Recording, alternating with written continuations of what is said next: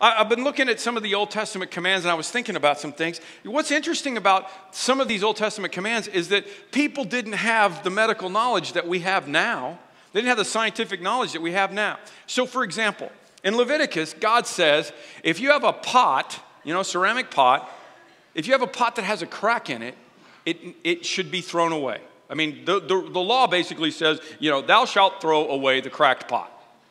And you would be, if you were living back in that day, you would say, why in the world would I have to do that? Oh, honey, we got to go to Bed Bath & Beyond. The pot's got a crack. Well, why do we have to throw it away? Because God said so.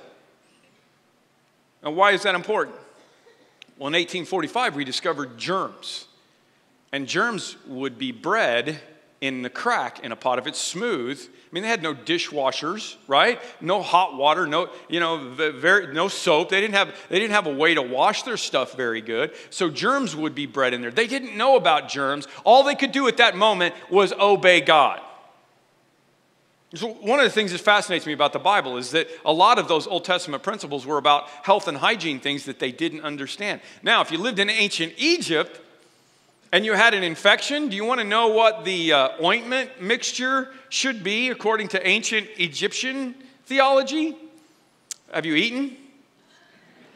You were supposed to put the blood of a worm mixed with donkey dung on your infected finger so that you wouldn't have to worry about infection anymore because you would be dead from E. coli. Put a little Scubalon cream on there, you're going to be just good, right? That's all great.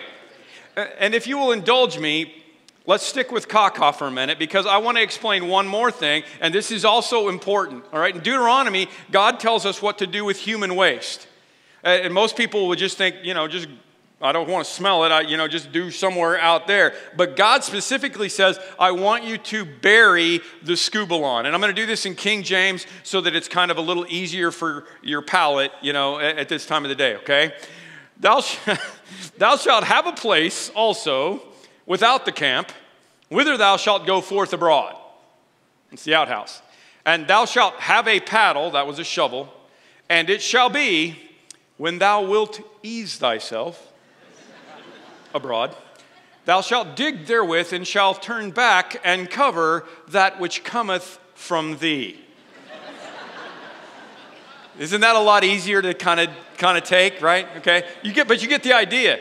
And you're like, okay, well, yeah, God wants you to bury it. Why is that important? Do you realize that the Black Plague in the Middle Ages in Europe almost wiped out Europe? And it was born in a disease that had to do with the fact that they weren't burying the waste. And the rats had fleas, and the virus got on the fleas on the rats, and rats would run in the house, and people would get the Black Plague. If they would have followed God's commands, they didn't know that. They didn't know what it was all about. They didn't know where it came from. If they would have followed God's commands, they would have been okay. And I got to say that to you over and over again, because sometimes you're reading through here, and you're like, oh, come on. Really? God, why would you want that to happen? Why would you command that? And sometimes my children didn't understand me, but if they trusted me as their father, then they were okay. I wasn't perfect, but that's what our Father is perfect. There was a time when our oldest daughter was 2.5. There was the only kid we had at the point, and Rachel was 2.5. She tripped and fell into the corner of a wall and split her head open good. And this was like our first experience with, major blood and, the emergency room and all that stuff. And so, Denise was a great mom, but there was like a line there where it was time for Dad to take over. Maybe it's like that in your family. And so we're in the emergency room. Denise is in the corner just trying to stay vertical and not pass out. She's just over there. Rachel is screaming and crying, bleeding from her head. And we take her in, and the doctor says, look, I got to give her a shot in the wound to deaden it so that I can sew it up. It's not a big deal. She's not going to die. Everything's going to be fine, but I got to do this. So he put her in a straitjacket, literally a straitjacket, and tied her down to the table. She's 2.5. Tied her down to the table, and she's still squirming around so much. He said, you, Dad, have got to lay on her and hold her down and tell her it's going to be okay. So I did. I mean, that's what a dad does, right? I laid on her face to face. I wanted her to know that I was here. And I kept saying, Rachel, it's okay, it's okay, it's okay. And I'll never, ever forget the look on her face because she didn't think it was okay. She thought I was the worst human being who'd ever lived. She's yelling and she's screaming. And of course, if she would have been older, I could have just reasoned with her. I could have just said, listen, Rachel, the doctor's going to sew up your head so you don't have to wear bangs for the rest of your life, all right?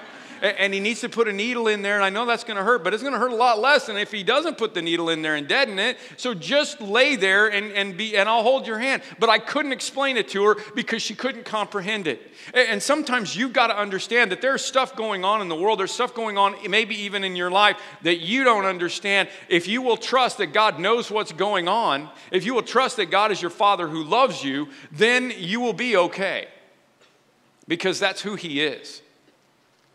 It may not be easy for you, but it will be okay because God is, as a father has compassion on his children, so the Lord has compassion on those who fear Him.